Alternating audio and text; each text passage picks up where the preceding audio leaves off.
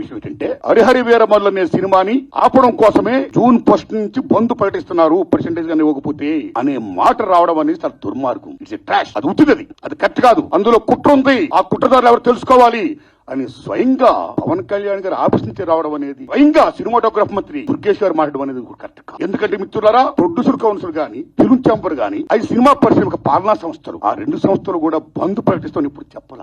Going on అని చెప్పారు. That ఇంకో విషయం చెప్తున్నా మీకు. బంద్ అనేది ప్రజాస్వామ్యంలో ఒక బ్రహ్మాస్త్రం. ఎవరైనా బంద్ ప్రకటించే ముందు సినిమా ఇండస్ట్రీలో అకార్డింగ్ టు నామ్స్ 3 వారాల ముందుగా తెలియపరచాలి. ఇదిగో పలానా ఇష్యూ మీద మేము ఫైట్ చేస్తున్నాం, అది ఇంకా కొలిక్కి రాలేదు కాబట్టి మేము బంద్ ప్రకటించబోతున్నాం అనే విషయాన్ని నిర్మాతలకు 3 వారాల ముందు తెలియపరచాలి. దిస్ ఇస్ నామ్, దిస్ ఇస్ ప్రియాంబుల్. 3 వారాల ముందు తెలియపరిస్తే రిలీజ్ డేట్ ఎవరు తెచ్చుకున్నారో, మేము రిలీజ్ డేట్ ఇచ్చుకున్నామండి, ఇంకో 2 వారాలు మేము రిలీజ్ చేస్తున్నామండి అని ప్రిపేర్ అయిన నిర్మాతలను ఇబ్బంది పెట్టకుండా ఉండడం కోసమే 3 వారాల ముందు తెలియపరచాలి.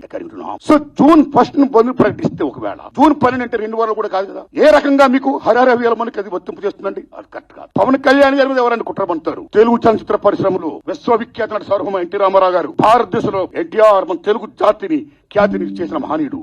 As a politician, as a CM, like this anything else. ఎంత గర్విస్తామో.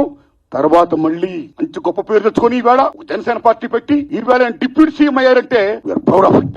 మన తెలుగు చిత్ర పరిశ్రమ మొత్తం గర్విస్తున్నది. హ్యాట్స్ పవన్ కళ్యాణ్ గారు. ఆయన సేవలను గుర్తించుకోవాల్సిన చంద్రబాబు నాయుడు గారికి సెల్యూట్. మేము పవన్ కళ్యాణ్ గారిని ఏ రకంగా దుర్మానం కాం, కానీ పవన్ కళ్యాణ్ గారు ఆఫీస్ ఆ రకంగా కరెక్ట్ కాదు రావడం. ఓకే, వచ్చిందనుకోండి, ఇష్యూ వస్తే మహాత్మా గాంధీ ఏమన్నాడు? ప్రపంచ యుద్ధాలను కూడా చర్చల ద్వారా ఆపొచ్చన్నాడు ఆయన. ఒక సీఎం, ఒక డిప్యూటీ సీఎం గా మీరు అక్కడ సీఎం చంద్రబాబు నాయుడు గారితో మాట్లాడి హరిహర వీరమల్లు అనే టాపిక్ మీరు ఎత్తకుండా, ఓకే మీ ఇండస్ట్రీ కష్టాల్లో ఉన్నప్పుడు రండి, మన సిట్టింగ్ చేసుకుందాం రండి, మాట్లాడుకుందాం రండి అని చెప్పుంటే, ఒక పెద్ద రోల్ ప్లే చేసి ఉంటే, ఒక చలనచిత్ర పరిశ్రమ బిడ్డగా మిమ్మల్ని మేము ఎంత గౌరవించేవాళ్ళం సార్. ఎంత బాగుండేది సార్, ఎంత బాగుంటుంది సార్.